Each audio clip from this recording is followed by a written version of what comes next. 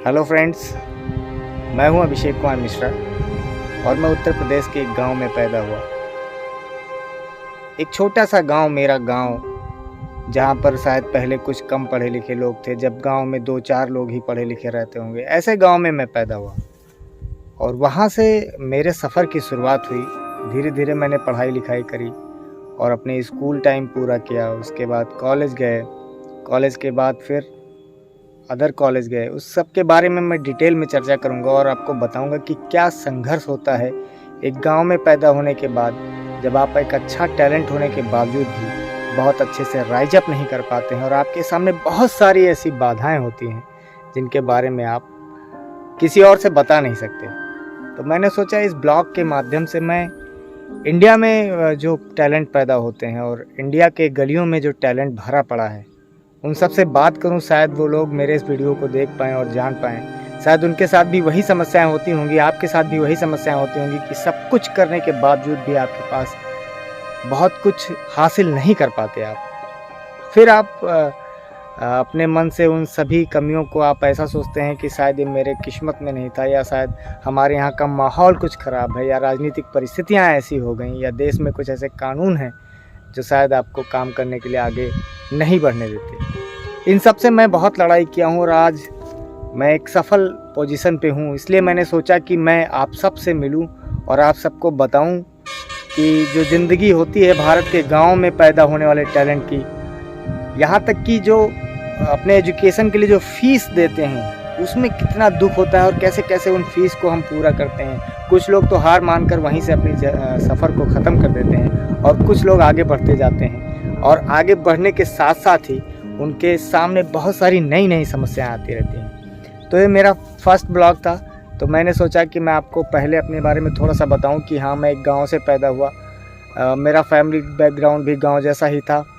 Family में कुछ लोग पढ़े लिखे थे, दादी थी वो पढ़ी लिखी नहीं थी, बाबा जी रिटायर्ड टीचर हैं।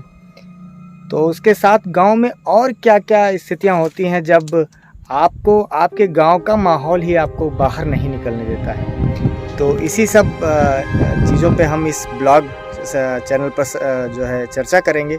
और गांव में मैं ये भी बताऊंगा कि मैंने स्कूलिंग टाइम में और कॉलेज टाइम में क्या क्या समस्याएं देखी, और अभी भी हालांकि मेरा एजुकेशन अब पूरा हो चुका है, कुछ एक चीज़ें बची हैं जिनको मैं अपने जीवन के ध्येय बनाकर चल रहा हूँ, उनको पूरा करना है।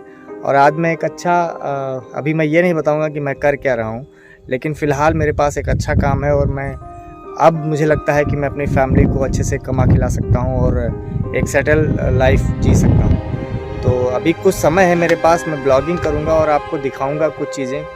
तो अपने गांव से भी जुड़ी हुई और कुछ नए लोगों से मिलाऊंगा जो मेरी तरह ही सफलता के लिए प्रयासरत हैं और अभी भी उनके जीवन में बहुत सारा संघर्ष बाकी है। आपको पता है कि युवाओं के जीवन में संघर्ष ख़त्म ही नहीं होता। एक तबके को लगता है कि शायद लड़कों की ज़िंदगी में कोई दिक्कत नहीं होती है, या घर पे थोड़ा बहुत पैसा हो तो सब कुछ मैनेज हो जाता है। ऐसा नहीं है। आप अगर रिच पैदा हुए हैं तो ज़रूरी नहीं है कि आपकी ज़िंदगी में सब कुछ सुख ही आता रहे। आपकी ज़िंदगी में बहुत सारे दुख आते हैं जब आपको आपकी परिवार ही आपको सपोर्ट नहीं कर पाता, या आप वो सपोर्ट करते हैं, वो सपोर्ट आपके लिए कम पड़ने लगता है। ऐसी सब परिस्थितियां होती हैं। जब गांव का कोई लड़का बाहर निकल कर जाता है या सक्सेस होता है तो उसके पीछे उसने बहुत सारी रोटियां बेली होती हैं। तो दोस्तों, आप अगर इस चैनल पर नए हैं, हालांकि ये पहला वीडियो है, तो चैनल को सब्सक्राइब जरूर करिएगा, वीडियो को लाइक करिएगा। तो चलिए, सबसे पहले मैं अभी दिखाता हूँ कि मैं कहाँ पे काम करता हूँ, मेरा वर्क स्पेस क्या है, मैं कहाँ पे काम करता हूँ। तो चलिए वीडियो में आपको ले चलते हैं।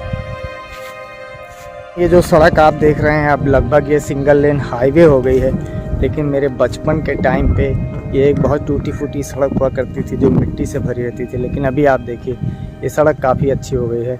हालांकि इसके किनारे के पेड़ जो हैं वो बड़े बड़े आम के वृक्ष हुआ करते थे, उन सबको काट दिया गया है। और अब मैं दिखाता हूँ आपको अपना वर्क स्पेस।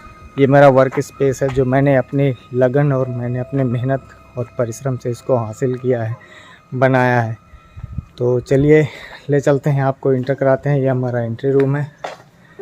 यहाँ से हमारे वर्क स्पेस में हम चल रहे हैं, और इधर ये मेडिकल स्टोर सेक्शन है। हालांकि मैं डॉक्टर हूँ, तो मैंने अभी सोचा कि आपको कुछ बता दूँ, कुछ मरीज़ भी आ गए हैं। और अब चलते हैं हम अपने ऑफिस की तरफ।